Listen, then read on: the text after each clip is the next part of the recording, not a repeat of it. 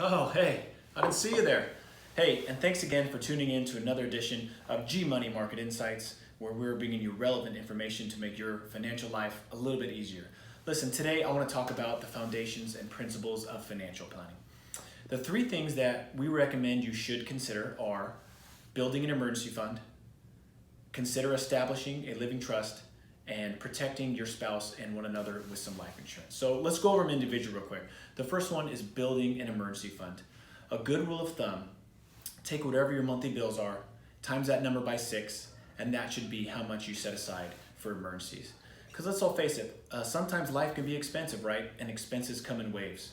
You know, for example, the hot water heater stops heating, the dishwasher starts washing, or if you're one of those families who has young kids and you're on the first name basis with the urgent care nurse, life can be expensive. So make sure to take some of that stress off, to have 6 months worth of your bills in an emergency fund in a liquid savings account. The second one is consider establishing a living trust. And if you don't know a good estate plan attorney, feel free to reach out. I'm happy to refer you to my network of attorneys and see if one of them are a good fit for you. But if you have young children and you own a home, it's very important to consider having a living trust to protect your assets and protect your kids.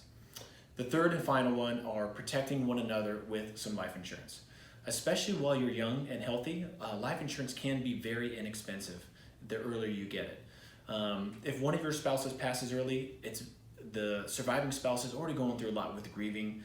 And listen, life goes on. You got to turn the lights on, pay the mortgage, you still have to pay food, you have to raise the children, and now you're only relying on one income if you were relying on two, as you were in the past before your spouse predeceased you. So, to recap, the three things to building a good financial foundation are consider establishing a living trust, building an emergency fund, protecting one another with life insurance. Keep it simple.